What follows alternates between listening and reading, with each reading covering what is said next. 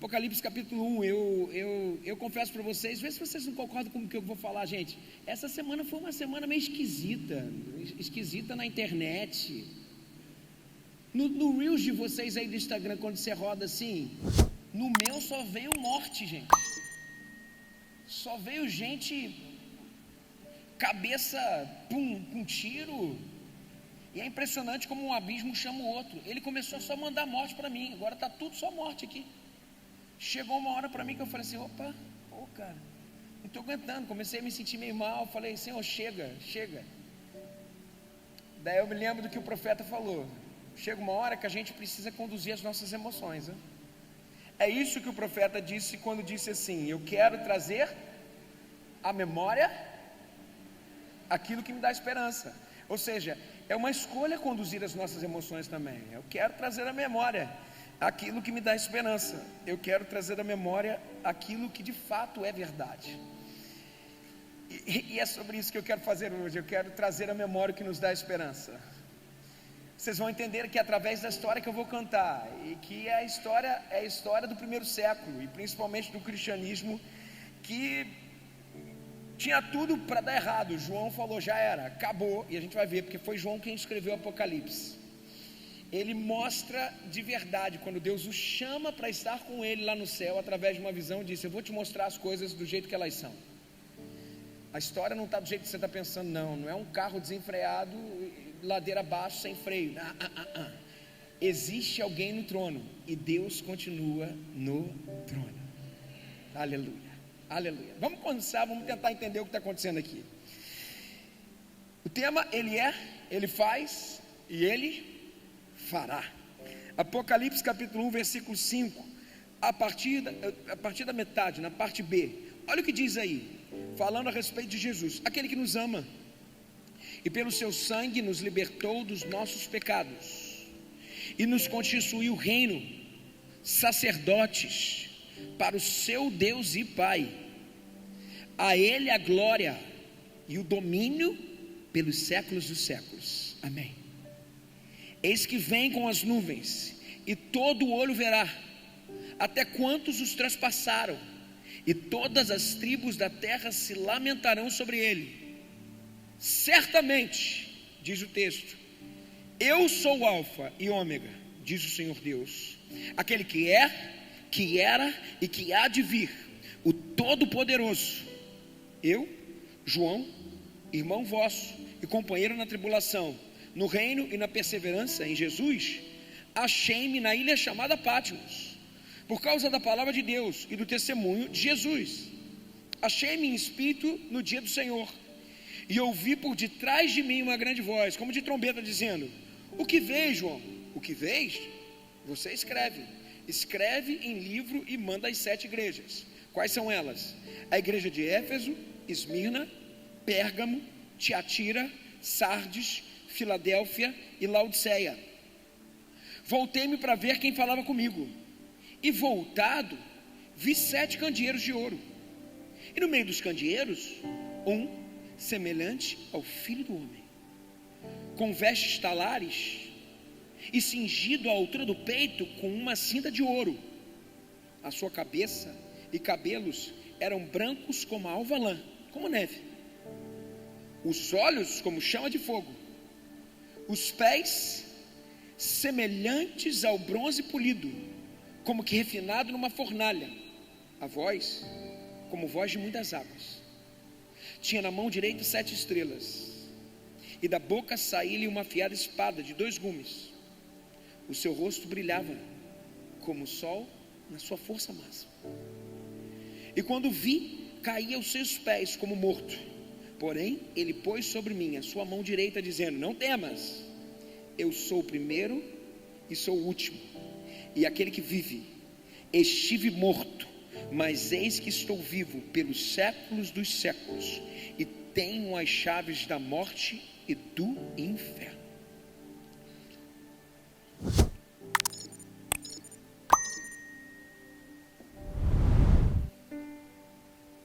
Os dias eram sombrios, a igreja passava pelo seu momento mais escuro. Uma igreja nova, algumas décadas apenas, e quem era o imperador de Roma, da toda poderosa Roma, e Jerusalém, Israel, era uma província, um curral de escravos romano. O imperador de Roma era Nero. Ele assume o comando no ano 54 da era cristã. E Nero, quem era Nero? Nero era um homem cruel, violentíssimo, um dos piores imperadores da história. Nero tinha uma fome tamanha de poder que ele pensou que a sua mãe queria passar por cima do seu poder. O que ele fez? Matou sua mãe. Você imagina, um cara que mata a mãe, ele faz qualquer coisa, não é? Faz. E esse era Nero. 10 anos depois ele assumiu o poder, 10 anos depois que ele assumiu o poder, mais especificamente no ano 64, uma tragédia acontece no Império. A capital, Roma, a capital romana, a mais rica, a mais poderosa das capitais do mundo naquela época, foi criminosamente incendiada. Quem incendiou a capital do Império Romano? A própria Roma. Vocês sabem quem foi? Nero. Nero incendiou Roma. Você vai pensar assim, por que Nero incendiou Roma? Alguma coisa tinha de errado. Não, por simples capricho. Ele achava que ele precisava reformular a arquitetura de Roma. E ele bota fogo na cidade. Diz um historiador da época que ele subiu na sacada do palácio, colocou fogo em toda Roma, quase toda Roma, eu vou explicar porquê, e ele assistiu Roma pegar fogo. Quantos dias aquela cidade pegou fogo? 6 dias, de 17 a 24 de julho, e ele assistia Roma pegar fogo, e não só a cidade pegar fogo, mas muitos morreram. Quando o incêndio acabou, a cidade já estava devastada, e depois da cidade estar devastada, a cidade de Roma era dividida em 14 bairros, dos 14 bairros, 10 foram devastados, 4 não pegaram fogo. E aqui está a estratégia sórdida de Nero. Os bairros que não pegavam fogo eram os bairros onde os cristãos moravam e os judeus moravam. O que ele queria? Ele queria um álibi de alguém para ser incriminado. Todo cidadão romano botou os seus olhos em quem? Naqueles que com certeza eram os criminosos. Vamos matar os cristãos, vamos matar os judeus. O que se vê a partir dali é uma chacina sem igual na história até aquele momento. Toda a cidade era acesa com tochas, não tinha energia elétrica. Só que naquela época as tochas eram humanas. Em todas as estradas, na porta da cidade, fincavam-se uma lança e um pau e colocava-se um corpo de um cristão e ateava fogo. Acabou o combustível. O que era o combustível? Era carne. Acabou o combustível, pega-se outro cristão, mata e coloca ali. E ali se desencadeou uma das grandes chacinas que a história já viu. A coisa não para por aí. A coisa ficou cada vez pior. No ano 70, ou seja, a gente avançou mais 6 anos. No ano 70, o general de Roma, Tito, invade Jerusalém. A rixa entre judeus, cristãos e o Império Romano cada vez ficou pior. Tito invade Jerusalém e destrói não apenas toda Jerusalém, mas destrói o que era mais central no culto, o que era mais central na relação com Deus para um judeu. O que era mais central na relação para um judeu? O templo. Na antiga aliança a gente sabe muito bem, Deus residia no Santo dos Santos, no templo. E daí Nero, junto com Tito, o seu general, falaram assim: nós vamos destruir, acabar vamos mostrar quem manda nesse negócio aqui. Deus manda de jeito nenhum. E destruíram o templo, aquele que foi construído por Salomão, reconstruído por Zorobabel e reformado por Herodes. Aquele Herodes que ampliou, era um templo imenso, e ele destruiu tudo. Depois que destruiu aquilo, todos os judeus se dispersaram pelo mundo, e ali começa o que a gente chama de diáspora. O que é diáspora? É o judeu que fugiu pelo mundo inteiro, que não morava em Jerusalém, que não morava em Israel. E essa diáspora, gente, preste atenção, para a gente morar em outro canto, ok, para o judeu morar em outro canto que não seja a sua terra, é sinônimo de que Deus não está com ele. Por quê? Porque a terra que manaria leite e mel, que é Israel, foi promessa do povo lá no Egito. Vocês lembram disso? Então, para a cosmovisão judaica, isso era de extrema importância. O judeu se espalhou. E quando o judeu se espalhou, a maldição, o fato de Deus não estar com o judeu, era claro. Chuta quanto tempo isso demorou para voltar a ser o que era, gente? Foi em 70 que isso aconteceu. Sabe quanto tempo que demorou para o judeu ter uma terra de novo? Século passado. Mais especificamente, 14 de maio de 1948. 1948. Quantos aqui eram nascidos em 1948 aqui? Ninguém quer se acusar ali, ó. Celso, você, ó. Celso. Você foi um garoto. Agora, gente, quase 2 milênios depois.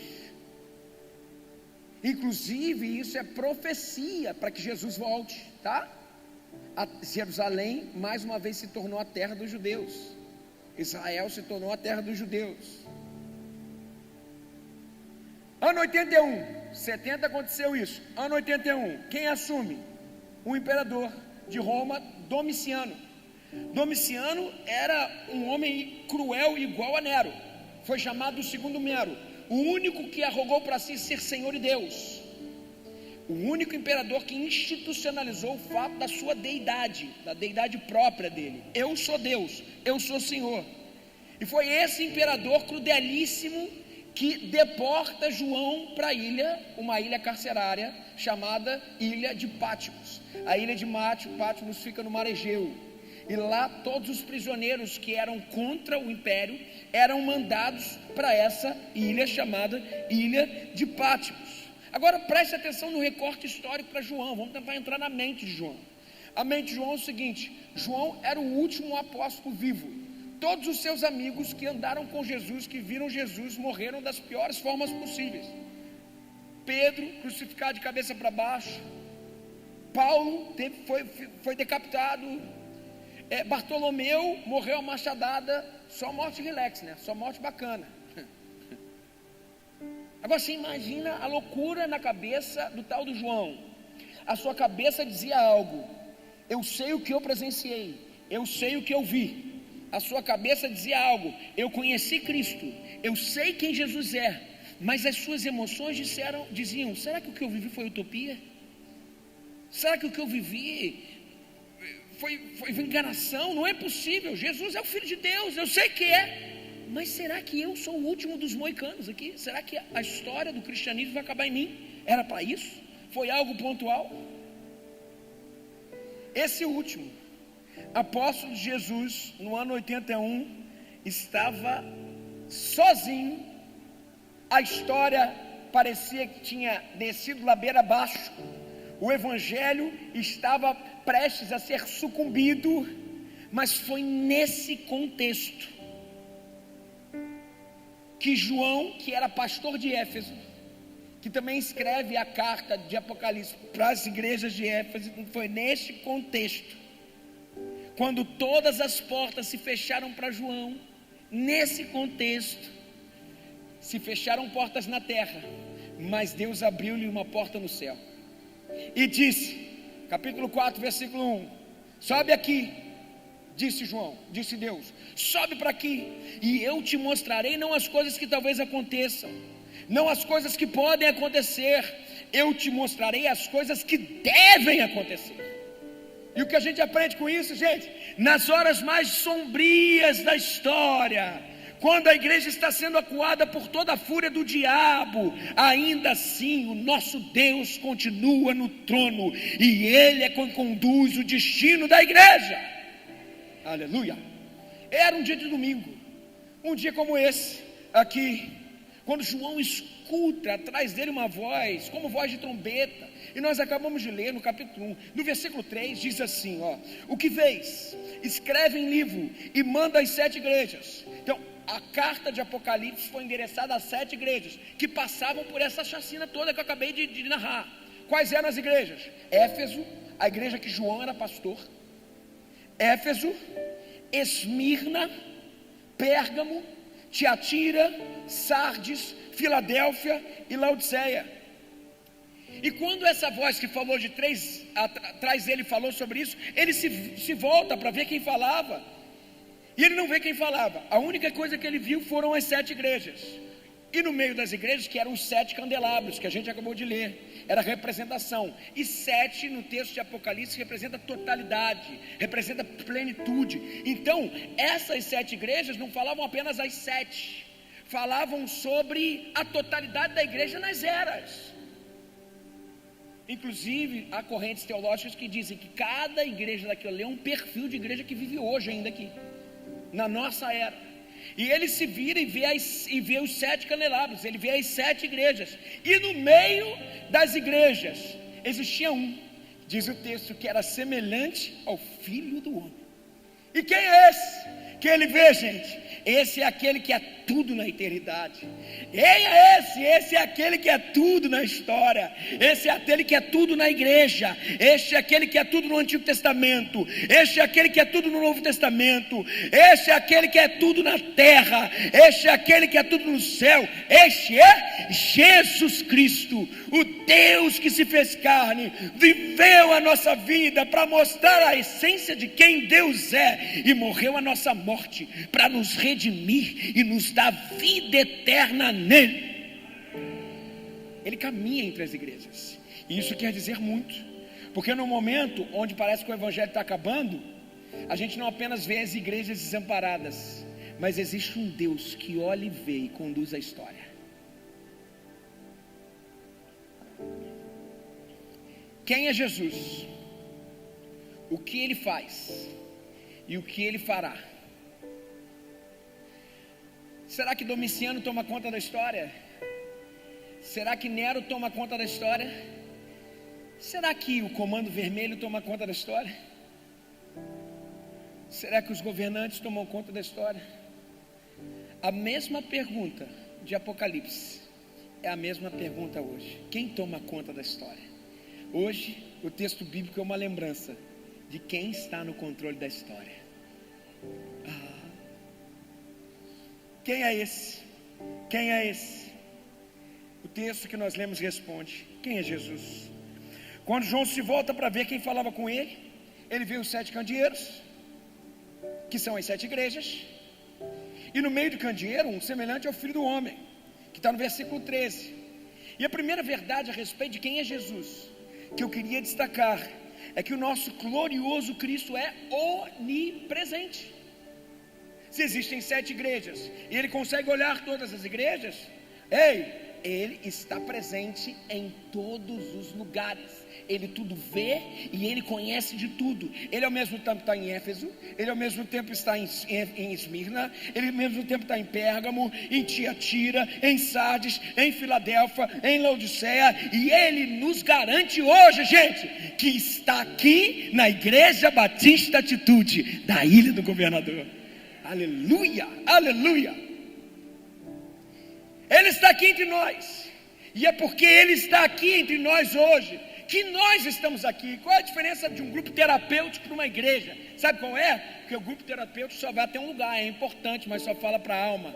Mas nós estamos aqui porque Cristo está aqui, e onde Cristo está, a mudança, a transformação, a nova vida, a vida nova em esperança com Ele. A segunda verdade que eu destaco aqui sobre quem é Jesus está aí no versículo 14, na parte B, diz o seguinte: seus olhos são como chama de fogo. Olhos como chama de fogo. E o que isso representa? Representa que além dele ser onipresente, ele é onisciente. Ele tudo vê, ele tudo sabe, ele tudo sonda. Não há nada que fique fora do alcance do seu conhecimento. Ele não é surpreendido, ele não é pego de surpresa, sabe? Ele não precisa lançar mão do plano B, sabe por quê? O plano A fracassou. Ele conhece todas as coisas, o que está oculto, o que está revelado, o que os homens conhecem, aquilo que os homens ainda não conhecem. E é por isso que há sempre um tema nas 7 cartas. Apocalipse começa o capítulo 1 dizendo, como esse prólogo que eu estou lendo aqui, dizendo a respeito de quem Jesus é e do que ele faz na história, de que ele continua no controle. E o capítulo 2 e o capítulo 3, ele endereça uma mensagem para cada igreja, para cada perfil da igreja. E as 7 igrejas, os 7 perfis, trazem um tema, como que um refrão que Deus fala. Sabe qual é o refrão em todas as igrejas? Eu conheço. Para as 7 igrejas, ele usa a mesma expressão: eu conheço as suas obras. Sabe o que isso quer dizer, gente? Que ele sabe o que você não sabe. Ele conhece a sua tribulação e a sua pobreza. E como diz a pregação para a igreja de Esmirna, ele sabe os gemidos da sua alma. Ele conhece o choro, sabe, que ocorre em lágrimas amargas pelo seu rosto. Ele conhece suas noites insones, suas noites em claro. Ele conhece os seus dramas, ele conhece os seus recalques, ele conhece os seus medos, ele conhece as nossas feridas. Ele sabe quem você é e não está a par da nossa dor. Ele é onisciente. Versículo 15 continua dizendo: quem é Jesus? Jesus é aquele que tem os pés semelhantes ao bronze polido, como que refinado numa fornalha. O que significa essa expressão? Significa que, além dele ser onipotente, além dele ser onipresente, onisciente, ele também é onipotente. Sabe, ninguém pode ameaçá-lo, ninguém pode derrotá-lo, e mais do que isso, ninguém pode diminuí-lo. Às vezes, os homens do topo da sua arrogância, do pedestal, da sua tolice, eles tentam escarnecer de Jesus, diminuir de Jesus. Há um tempo atrás, o Carnaval de São Paulo trouxe isso como tema. Vocês lembram disso? O diabo arrastando Jesus pelo cabelo, como quem dizendo assim: olha, você está perdendo, você é menor do que você costuma ser. Foi isso que aconteceu. E sabe qual é a cena que eu vejo quando eu olho esse tipo de coisa? Eu me lembro de Salmo capítulo 2.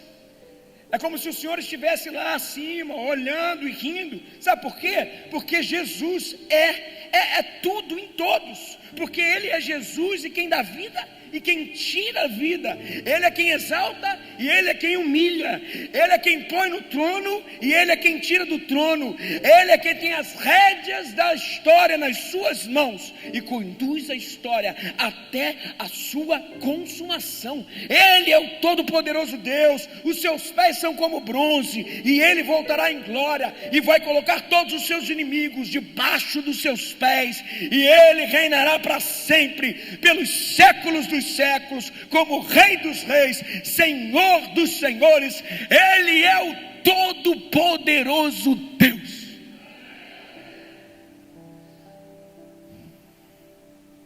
Quem é Cristo? O versículo 15 ainda continua dizendo que a voz é como voz de muitas águas.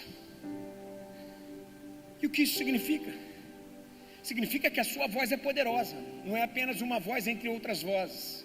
Aqui é um desdobramento da onipotência dele, sabe? A sua voz, diz a Bíblia, é poderosa para dar ordem ao sol e o sol parar. A sua voz, diz a Bíblia, que dá ordem ao mar e o mar se acalma. E Ele dá ordem à doença, e a doença tem que ir embora. Ele dá ordem aos demônios, e os demônios têm que bater em retirada. E hoje é exatamente essa voz que ecoa aqui dizendo: não temas, a história está no meu controle. Eu sou o Todo-Poderoso Deus. Quem é Jesus?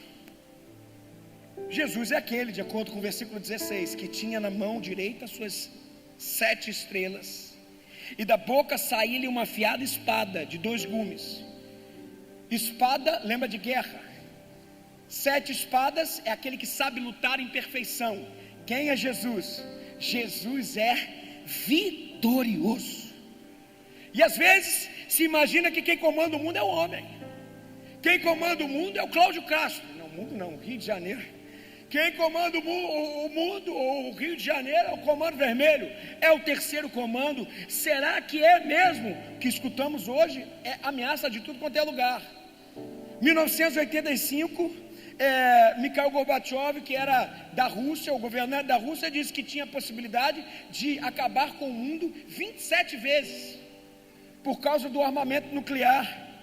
Agora, hoje nós sabemos que se um governante apertar um botãozinho aqui, o planeta todo explode, o planeta todo acaba. Quem tem controle do mundo? Essa é a pergunta. Por apertar um botãozinho, o homem fala: eu tenho controle do mundo. Ou, lê do engano, Quem vai e pode apertar o último botão não é o homem. Quem vai consumar a história não é o homem. Quem tem a palavra final não é o homem. Ninguém pode resistir àquele que é vencedor, invicto em todas as batalhas. O seu nome é Jesus. Ele é vencedor e a última palavra dele, e tudo está sob o seu domínio. Tudo está sob o seu controle. E a igreja de Deus não precisa temer. A igreja de Deus não precisa se apavorar, porque a Bíblia diz lá em Pedro que nós aguardamos novos céus, nós aguardamos nova terra, nas quais habita a justiça, e nós estaremos com Ele, e com Ele nós reinaremos, e nós contemplaremos Ele face a face, e nós o serviremos, e reinaremos com Ele para sempre, sempre e sempre. Quem é Jesus? O versículo 17 continua dizendo: quando vi, João olhou para Jesus, com todos esses atributos, ele disse: eu caí em seus pés como morto. Agora percebam, todas as pessoas que têm um encontro com Cristo, elas têm algum desdobramento, elas tiveram algum profundo impacto. Isaías gritou: ai de mim, que vou perecendo, habito num povo de impuros lábios, e eu vi o Senhor. Jó disse diferente: antes eu te conhecia por ouvir falar, agora os meus olhos te contemplam. Já Pedro disse: afasta de mim, Senhor, eu sou pecador. Já Paulo falou assim: miserável homem que sou. E o que João fez? João fez isso aí, ele caiu como morto aos seus pés. Foi isso que ele fez. E a gente aprende algo aqui, porque que é impossível estar na presença daquele que é glorioso, que é o glorioso Deus, sem ter um profundo impacto na vida. E João, que era o discípulo mais próximo de Jesus, o discípulo amado, diante de Jesus resplandecido em glória, cai como se fosse morto aos seus pés. Acabou, é o fim de João. A glória de Deus é muito para Judas, são os dois só que traíram. Tudo, ninguém valia nada. Quando Jesus mais precisou, eles foram embora. Era treta atrás de treta ainda. Sabe por quê? Ninguém merecia. Aqueles caras eram fracos, mas mesmo assim Jesus amou os caras. E isso nos ensina algo fenomenal, e que tem a ver comigo e com você, porque aqueles 12 são perfis inclusive da existência humana, daqueles que servem a Jesus. Tudo é tipologia, gente. Aqueles 12 mostram que ninguém ama Jesus como Ele nos ama, porque o amor de Jesus é apesar de, a despeito de, tem a ver com a sua essência, não tem a ver com a troca do que podemos nos amar. Isso nos ensina algo fenomenal. Apesar de você, apesar de mim, apesar de nós, das nossas contradições, dos nossos paradoxos, Jesus nos ama, e Ele continua nos amando independente do que seja. Não há nada que eu e você possamos fazer para que Ele nos ame mais. Não há mais que eu e você possamos fazer para que Ele nos ame menos. Ele ama você, Ele ama a mim com amor eterno. Ele não ama você por causa de você, Ele ama você apesar de você. Ele não ama você por causa do seu mérito, Ele ama você apesar dos seus deméritos. Ele ama você com amor eterno. O amor eterno está nele. O amor eterno é o próprio Cristo. Nós não os amamos, não fomos nós que o amamos primeiro, não, Ele nos amou primeiro. Não foi por causa da sua virtude, foi apesar dos nossos pecados. Foi apesar dos nossos pecados. Deus nos amou não é porque a gente era forte. Deus nos amou porque a sua essência é provada nunca pela contradição de uma relação de troca. Deus prova o seu amor para conosco em que Cristo morreu por nós, sendo nós ainda pecadores. Nunca duvide do amor de Jesus por você. Ele não escreveu o seu amor nas nuvens, em letras de fogo, eu te amo. Não, foi muito além disso. Ele esculpiu na cruz do Calvário com o seu próprio sangue: eu te amo. Versículo 5 ele continua dizendo: e pelo seu sangue nos libertou dos nossos pecados. Se em primeiro lugar essa relação com Ele gera um amor incondicional, em segundo lugar Ele nos garante. A segunda verdade é que Ele morreu por você, e Ele contigo e com a sua submissão pode começar em você uma nova vida. Ele morreu por você. E não foi para aquela cruz porque Roma parou. Ele não foi para aquela cruz por causa que Judas o delatou. Ele não foi para aquela cruz porque o Sinédrio o incriminou. Ele não foi para aquela cruz porque existia uma conspiração da política, da religião para matá-lo. Não, ele foi para aquela cruz voluntariamente, decisivamente, conscientemente, como um rei que caminha para a sua coroação. Ele foi para aquela cruz porque o Pai o deu por amor. Ele foi voluntariamente porque ele amou você e morreu por você. Mas notem, ele morreu para que pelo seu sangue ele nos libertasse dos nossos pecados. Sabe por quê? Porque o pecado escraviza, e quem comete pecado é escravo do pecado, ou seja, todos. E há muitas pessoas aqui hoje aprisionadas pelo pecado, prisioneiros dos seus vícios, prisioneiros das suas mazelas.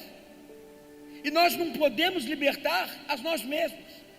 Mesmo que nós façamos, sempre vamos estar devendo, sempre vamos ser presos a isso, porque o pecado escraviza. Porque o pecado escraviza, o pecado aniquila, o pecado esmaga. Nós não conseguimos mudar, nem você, nem eu podemos mudar o nosso próprio coração. Ou Jesus muda a nossa vida, ou Jesus nos liberta, ou nós ficaremos presos nas cadeias da morte que o pecado nos coloca. Não tem jeito. Mas eu preciso te falar algo impressionante. Eu preciso te dizer algo que esse texto me credencia a dizer. Jesus está aqui e Ele é poderoso para libertar você de todo o pecado. O sangue dele purifica você de todo o pecado. E se você se render a Ele hoje, você pode sair daqui livre, perdoado, salvo, liberto pelo sangue de Jesus. Mas há também uma terceira verdade. Primeiro, Ele me ama. Segundo, Ele morreu por mim. E em terceiro lugar, Ele me exalta. Versículo 6 diz o seguinte: e nos constituiu reino, rei e sacerdotes para o seu Deus e Pai. A gente precisa entender o tamanho dessa afirmação, porque no Antigo Testamento era impossível ser rei e sacerdote ao mesmo tempo. Josias tentou fazer isso e ele foi comido por lepra, porque não conseguia, não era possível ser rei e sacerdote. Mas quando Jesus inaugura a época da graça e o véu se rasga, Jesus vira não apenas rei e sacerdote, mas ele foi o primeiro que foi profeta, sacerdote e rei. E agora o texto nos coloca ainda na mesma dimensão: e nos constituiu reino e sacerdotes, rei e sacerdote para o seu Deus e Pai. Sabe o que isso quer dizer? Que se nascemos nele, se nascemos na graça, e agora eu e você, para quem crê em Jesus, somos constituídos por ele, filhos de Deus, sacerdotes e rei, para reinarmos juntos com ele. Correm na minha e na sua veia sangue azul. Você é filho do Rei dos Reis e do Senhor dos Senhores. Agora o véu do templo rasgou-se de alto a baixo. Agora você tem livre acesso à sala do trono. Agora você não precisa de intermediário para chegar lá. Você não precisa mais de guru espiritual. Você não precisa mais de pastor para dizer: Deus, ô pastor, o que está falando? Muito pelo contrário, a sala do trono agora está aberta. Você pode falar com ele a qualquer hora, em qualquer lugar, em qualquer circunstância. Você tem livre acesso à presença do Rei dos Reis e do Senhor dos Senhores. Glória a Deus.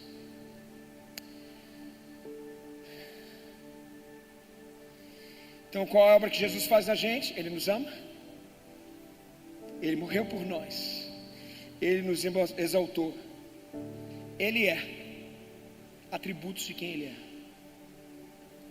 Ele faz o que Ele faz. Mas a última pergunta é: o que Ele vai fazer ainda? O que Ele vai fazer ainda? O texto bíblico nos afirma: se Ele é o Todo-Poderoso, onisciente, onipotente, onipresente, se Ele nos restaura da morte, se Ele faz tudo novo, se Ele se nós somos filhos dEle, somos como rei, sacerdote, isso tudo é bacana. Agora, e o próximo passo? O próximo passo, e o que o texto fala, para esse momento onde a gente parece que está à mercê, à deriva na história, Ele nos garante algo: Ele vai voltar para buscar a sua igreja. Ele vai voltar e vai buscar a sua igreja. Versículo 7 diz o seguinte: eis que vem com as nuvens, e todo olho verá, até quantos transpassaram, até aqueles que o feriram. E Jesus fala: eu sou o Alfa e Ômega, diz o Senhor Deus, aquele que é, que era e que há de vir. Esse é o ápice, gente, o ápice da nossa esperança, é o apogeu da nossa fé. Jesus voltará e Ele enxugará dos nossos olhos toda lágrima, toda lágrima. Cada vez menos se fala a respeito da volta de Jesus. Você já percebeu isso? Sabe por quê? Numa sociedade existencialista, onde prosperidade tem a ver com o que você pega na terra, a gente esquece que nós tratamos eternidade sob a perspectiva da existencialidade. Isso aí é diminuir a relação de quem nós somos. Vocês entendem o que eu estou falando? Vou dar um exemplo disso. O apóstolo Paulo entendeu a respeito disso. O apóstolo Paulo falou assim: para mim, morrer é lucro, viver e estar com Cristo é muito melhor. Viver é Cristo e morrer é lucro. Olha o que o apóstolo Paulo está falando aqui. Se nós somos eternos nele, se eu estou em vida, eu olho para a eternidade para viver a minha existencialidade. Viver é Cristo. Mas se eu vou morrer, ou se alguém morre, mas em Cristo estamos, é lucro. Sabe por quê? Porque a eternidade, se hoje enxergamos, o apóstolo Paulo diz em 1 Coríntios, se hoje nós conhecemos em partes, se hoje nós conhecemos como espelho, um dia o conheceremos como somos conhecidos. Isso é de uma dimensão tão grande. Vou falar algo que talvez cause estranheza. Deus não existe, porque para existir teve que ter um começo. Deus é.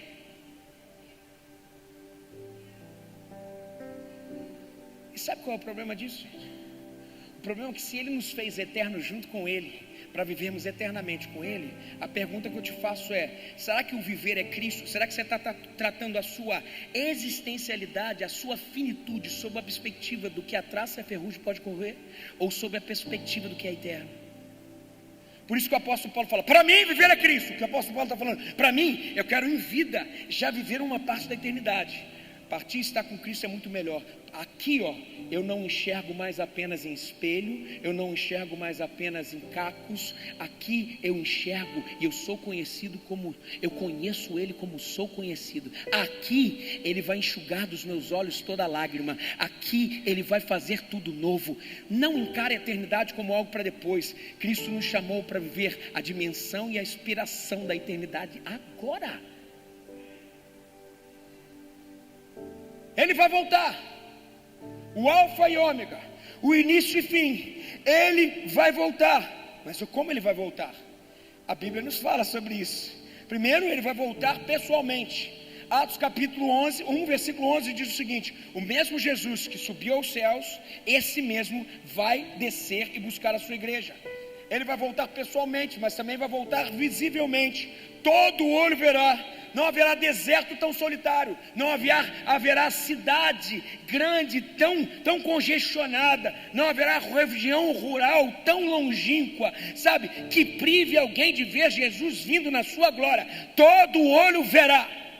Ele voltará pessoalmente, Ele voltará visivelmente, mas Ele voltará audivelmente. Ouvida a voz do arcanjo, ouvida a voz do arcanjo e o ressoar da trombeta de Deus, Ele voltará e todo ouvido escutará. Ele voltará repentinamente. Mateus capítulo 24, versículo 27 diz o seguinte: vai ser como um relâmpago que sai do oriente e se mostra no ocidente. Assim será a vinda do Filho do Homem. Ele voltará também inesperadamente. 1 Tessalonicenses capítulo 5, versículo 2 diz o seguinte: vai ser como um ladrão da noite. Como o ladrão da noite, com um piscar dos olhos. Você não sabe nem a hora, nem o dia que a gente vai receber de novo o Senhor. É inesperado, gente. E é por isso que a Bíblia nos pede algo e te pede algo hoje. Prepara-te, ó Israel, para encontrares com o seu Deus. Jesus voltará. E Ele voltará pessoalmente. Ele voltará visivelmente, Ele voltará audivelmente, Ele voltará repentinamente, Ele voltará inesperadamente, mas Ele também voltará vitoriosamente, gloriosamente. E a Escritura diz que Ele virá e se assentará no trono para julgar as nações, e vai colocar todos os seus inimigos debaixo dos seus pés, e Ele vai dizer para a sua igreja: vinde benditos do meu Pai, entrem na posse do reino que vos foi preparado desde a fundação do mundo. E nós entraremos por uma festa, porque o nosso Deus é um Deus festeiro. Nós entraremos nas bodas do Cordeiro, uma festa que nunca mais vai acabar, e os nossos olhos serão limpos de toda lágrima. Não haverá pranto, não haverá dor, não haverá mais morte, porque as primeiras coisas já terão passado, e nós reinaremos com Ele para sempre, sempre e sempre. Aleluia. Andressa, pede para o pessoal subir, o pessoal do louvor. Ele é, Ele faz e Ele fará. E o que a gente aplica em relação a gente agora, gente? Qual é a aplicação? Queria que você olhasse para mim agora. O que isso tem a ver com a mim e com a sua vida hoje, essa noite? O que a gente vai levar para casa hoje, de esperança no peito?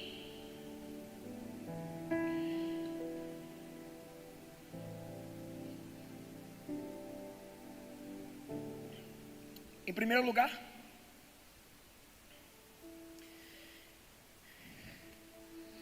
eu queria dizer para você o que Jesus está falando para João aqui nessa fase, e o que está falando hoje para a sua igreja, que é assolada por morte. Em primeiro lugar, você não precisa ter medo da vida. Versículo 18 diz assim: Ele disse: eu estou vivo pelos séculos dos séculos. Sabe, tem muita gente que tem medo de viver. Tem muita gente jogada nas drogas, se drogando para viver uma realidade escapista. Tem muita gente que vai pro bar beber porque não quer mais viver, dá um tiro na cabeça. Então ele vai se escapando, porque sobra, a vida fica careta. Tem muita gente que já decidiu: eu vou morrer, já marcou data e tudo. Tem muita gente querendo se suicidar. Mas esse texto é claro, dizendo assim: calma, calma. O leão da tribo de Judá, que é o Cordeiro de Deus, está vivo e reinará para sempre. Todo aquele que crê que Jesus Cristo é o Filho de Deus, se você crê que Ele morreu pelos seus pecados, se você crê que Ele veio para dar vida para você, e vida em abundante, então você não precisa mais temer a vida, porque Ele nos prometeu que veio dar vida, e vida plena com Ele. Segundo lugar, além de você não precisar ter medo da morte, da vida, você não vai precisar ter medo da morte. Você tem medo de morrer? Você tem medo de morrer? Versículo 18 diz o seguinte: Jesus fala: eis que eu tive lá morto, mas hoje estou vivo pelos séculos dos séculos. Estou vivo. Se a morte é a rainha dos terrores, Jesus Cristo é o rei que matou a morte. É o rei dos reis, Senhor dos senhores. Ele matou a morte, e agora a morte não tem mais a última palavra. Não tem mais a última palavra. Agora, para um crente, morrer é bem-aventurança. A morte dos santos é adoração diante de Deus. Não é isso que o texto fala? Eu acho tão bonito. Sabe por quê? Porque quando a gente olha a vida sob a perspectiva da finitude, a morte se torna o ponto final. Mas existe uma eternidade com o Senhor. Por isso aquele que vive com o Senhor, ainda que esteja morto, viverá. Se alguém está em Deus, ainda que esteja morto, viverá. A morte foi morta pelo Cordeiro de Deus, que tira o pecado da terra. Você não precisa ter medo da morte, porque Jesus já venceu a morte. Em terceiro lugar, você não precisa ter medo da vida, você não precisa ter medo da morte. E em terceiro lugar, você não precisa ter medo do desconhecido. E aqui eu quero tirar o olhar do texto do capítulo 1 e ir para o o contexto histórico. Quando João foi deportado para aquela ilha carcerária, a ilha de Patmos, estava preso lá. Quem mandou ele para lá foi Domiciano, o governador, o todo-poderoso Domiciano. Mas quando João sai de olhar sob a perspectiva daquilo que é finito, a olhar a vida daqui de baixo, mas vai para o contexto da eternidade, ele muda totalmente a visão a respeito da vida e do que é desconhecido. E aí, João, Domiciano manda? E aí, João, Domiciano tem a história nas suas mãos? João certamente responderia: não, e de jeito nenhum, porque eu estou aqui porque Deus abriu para mim uma porta no céu. E quando ele olha, ele vê um trono, e vê que esse trono, gente, não está vazio, tem alguém assentado no trono, e esse alguém é o todo-poderoso Deus.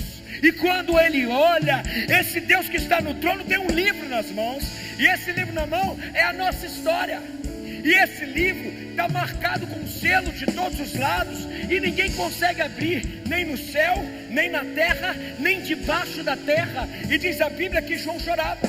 Ele chorava muito, até que escuta uma voz, a voz de alguém por trás dele. Era um ancião, e esse ancião o lembra da história, do jeito que a gente tem que olhar a história. A história, o ancião fala para João e fala para mim, para você: ei João, ei José, ei Marcelo, não chore, eis que o leão da tribo de Judá, a raiz de Davi, venceu para abrir o livro e desatar os selos. Aleluia. E eu aprendo aqui, gente, algo lindo demais. Eu não conheço o amanhã, você não conhece o amanhã, mas o Senhor nos lembra. Jesus te fala hoje: no teu amanhã eu já estou lá. Eu já estou lá. Eu estarei contigo. Eis que estarei convosco todos os dias, até a consumação dos séculos. E Jesus fala: eu não apenas estarei lá, mas tu serás o meu filho, e nós reinaremos com ele para sempre, sempre e sempre. Você não precisa ter medo do desconhecido.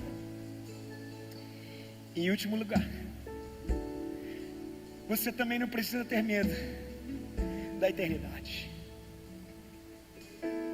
Olha o que Jesus disse no versículo 18: eu estou vivo, e não estou vivo apenas agora, não. Eu estou vivo pelos séculos dos séculos. Eu estou vivo eternamente.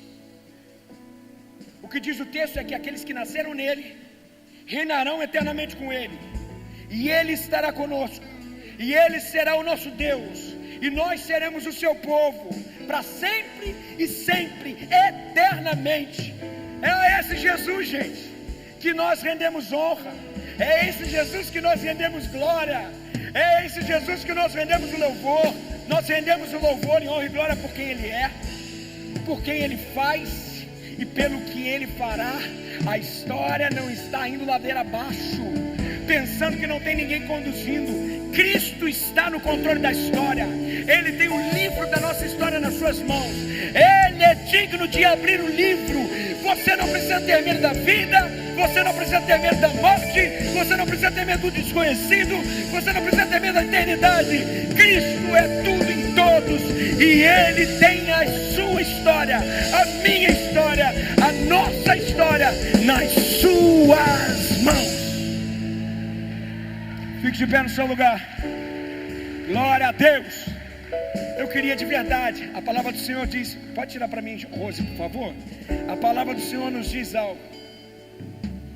Se existe alguma coisa que nós vamos levar da terra para o céu, é uma coisa só, é adoração. Capítulo 4, capítulo 5 de João diz, no ambiente celestial, que agora existe a história da criação, a história da humanidade, os 24 anciãos, os 4 seres viventes, esse é o símbolo. E todos eles cantam numa só voz: digno é o Cordeiro de receber a glória, honra, todo o poder, porque ele esteve morto e agora vive. A ele seja a honra, a ele seja a glória. Então toda vez que a gente falar assim do Senhor: Senhor, tu és acima de todos, Tu és exaltado. A gente está falando, Senhor, a história não é comandada pelo CV, a história não é comandada por Lula, a história não é comandada pelas instituições mais ou pelos bons. A história está no seu controle, e eu submeto a minha história a Ti. Sabe o que eu queria agora nesse momento? Que você esquecesse quem estivesse do seu lado, que você se colocasse nessa dimensão profética. Ele está no trono agora. Sabe o que Ele faz? Quem é digno de abrir o livro? Daqui a pouco vem Ele com o livrinho na mão assim, ó.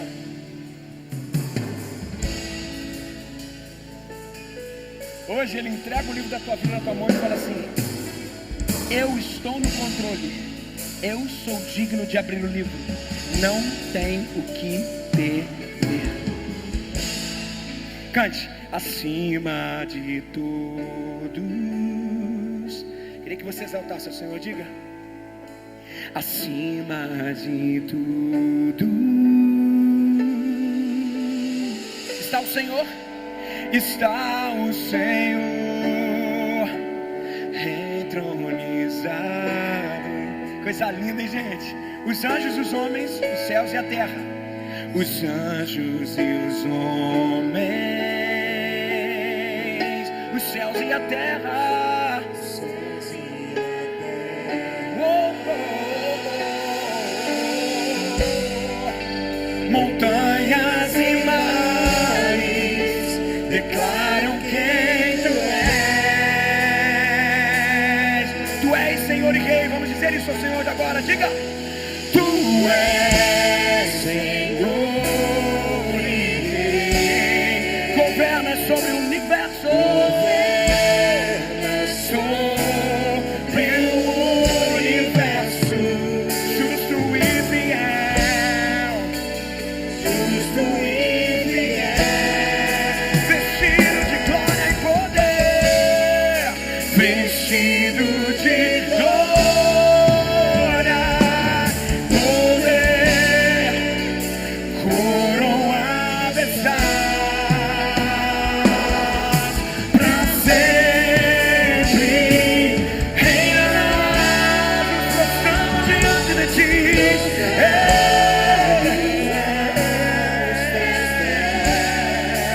Erguemos o Seu santo nome, Teu santo nome, e em adoração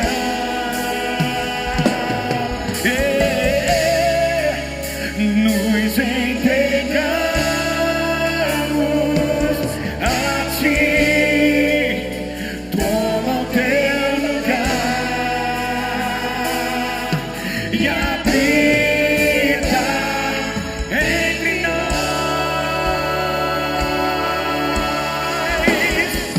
Ó Santo, Santo Deus, Santo Deus, ó Santo Deus. Vamos cantar mais uma vez, acima de todos. Diga: acima. Acima de todos. Acima de tudo está o Senhor entronizado.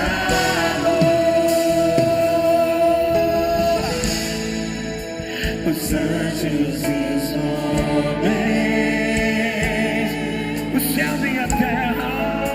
Os céus e a terra. Nos prostramos diante de Ti. Declaram quem Tu és.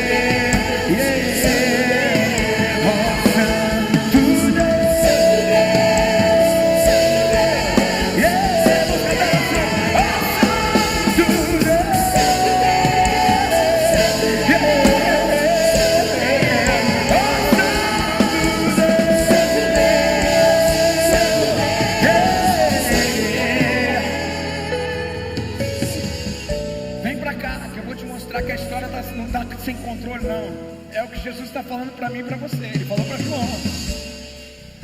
Mas a história de Apocalipse não termina aí. A gente tem medo de Apocalipse e fala assim: nossa, vai vir besta, vai vir um monte de coisa. Fica tranquilo. Jesus vai resgatar a sua igreja e vai salvá-la e levar para um novo lugar. A verdade é que Ele voltará, e quando Ele voltar, Ele vai julgar a sua igreja. Mas a história não acaba aí.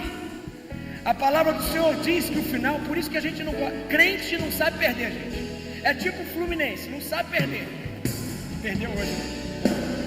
Olha aqui, preste atenção nisso aqui. João passa por aquilo tudo.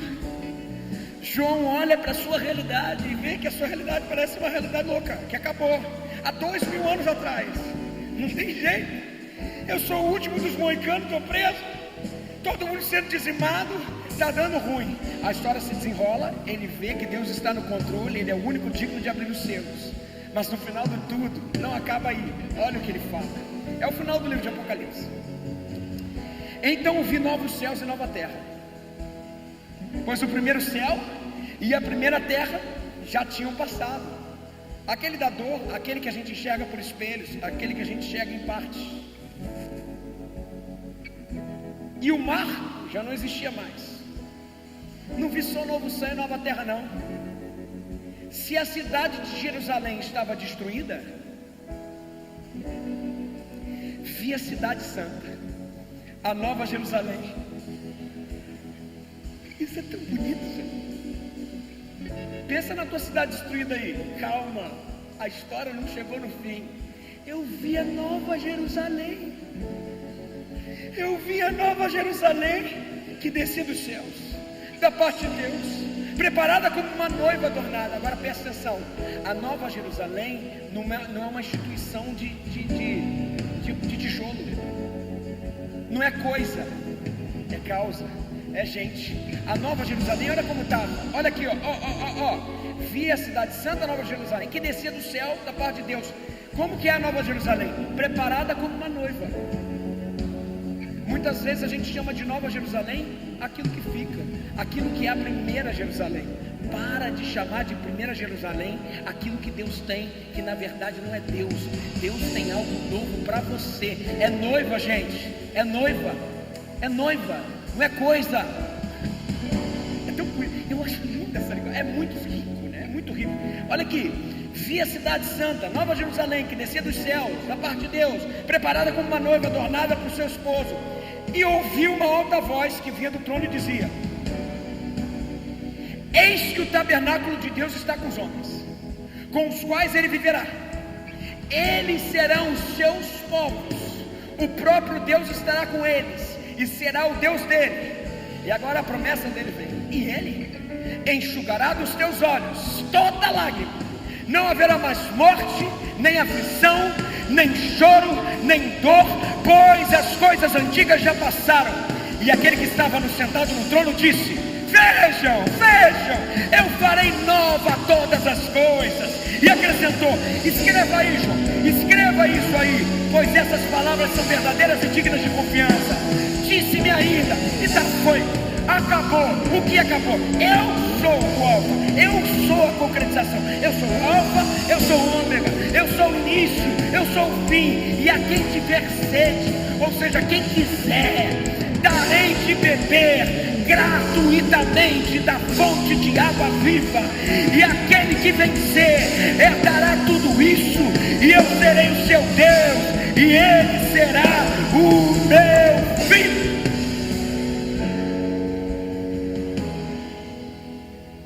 Templo algum na cidade. E a gente pensa, né? Olha o templo, casa de Deus, que nada, coisa nenhuma. Pois o Senhor Deus, o Todo-Poderoso, o Cordeiro de Deus, é que é o templo. Caramba, gente. E aí ele começa a bater nos fugidões, né? Nos pastorzão. Autoridade em nome de Deus. No final das contas, no céu não vai ter pastor, não vai ter tempo. Sabe por quê? Porque dele há de virar toda a presença do Eterno. Aleluia! É bonito demais. E a cidade não precisa de sol. e nem de lua que brilhem sobre ela. Sabe por quê? Porque se hoje nós temos reflexo do que é luz, daquilo que senão a gente vai ficar na escuridão, não é mais necessário. Sabe por quê? Pois a glória de Deus a iluminará, e o Cordeiro é sua lâmpada. As nações andarão na sua luz, e os reis da terra lhe darão sua glória. As suas portas jamais se fecharão de dia, pois ali não haverá noite, ali não haverá dor, ali não haverá escuridão. A glória e a honra das nações lhe serão trazidas. Nela jamais entrará algo impuro, nem aqueles que praticam abominação e mentira, mas unicamente aqueles cujo nome está escrito no livro da vida e foram lavados pelo sangue do Cordeiro. E o anjo ainda me disse mais: essas palavras são dignas de confiança e verdadeiras. O Senhor, o Deus que governa os profetas, enviou o seu anjo para mostrar aos seus servos as coisas que em breve hão de acontecer. E o que vai acontecer? Eis que vem em breve. A minha recompensa está em mim. Engraçado, olha só, não está no que eu posso trazer, eu sou a recompensa. A minha recompensa está em mim, e eu retribuirei a cada um de acordo com o que fez. Sabe por quê? Porque eu sou o Alfa, eu sou o Ômega, o princípio e o fim, o primeiro e o último. Bem-aventurados são os que lavam as suas vestes, assim têm direito à árvore da vida e podem entrar na cidade pelas portas. Eu, Jesus, enviei o meu anjo para dar a vocês esse testemunho concernente às igrejas. Eu sou a raiz e o descendente de Davi, a resplandecente estrela da manhã. O Espírito e a noiva dizem: vem. E todo aquele que ouvir, diga: vem. Quem tiver sede, venha. E quem quiser beber de graça, beba de graça da água da vida. Ele é o trono, Ele é o tabernáculo, Ele é o centro. Cristo é o centro de tudo, e Ele tem o controle da nossa história nas suas mãos. Aleluia. Tu és santo. Você pode dizer isso com o seu coração, diga: tu és santo. Abra sua boca. Tu és santo, santo Deus, santo Deus. Tu és santo Deus, Senhor. Diga para o Senhor: tu és Senhor e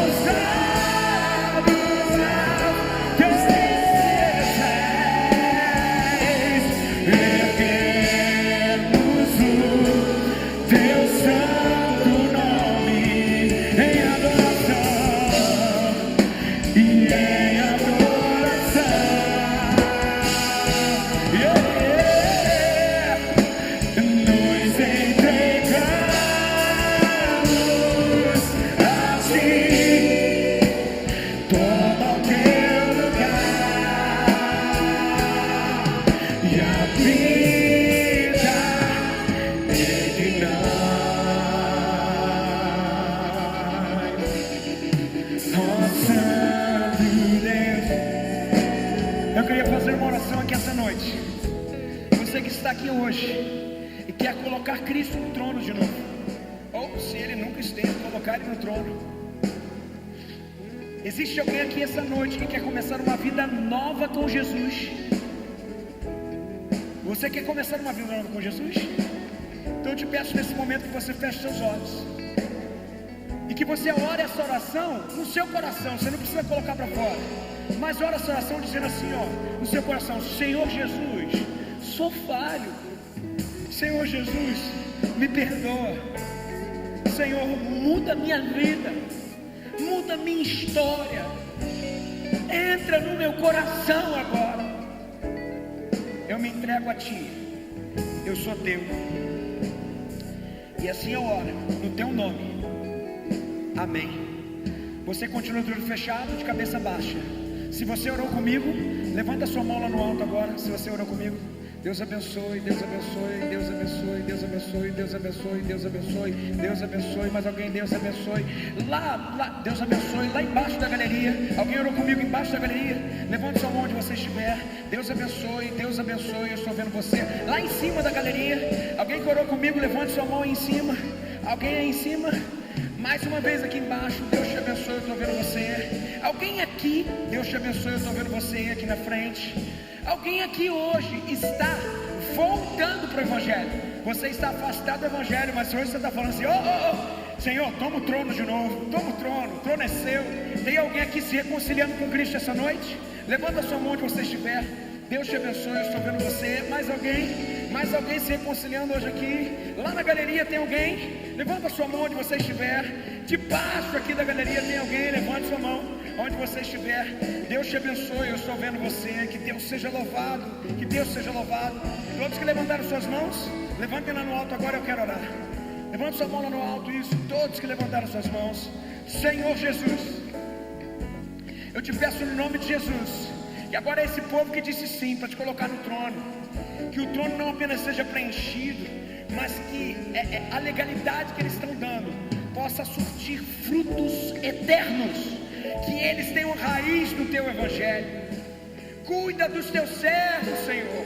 Ajuda-nos, Senhor, como igreja, Senhor, como igreja, a cuidar deles e a pastoreá-los.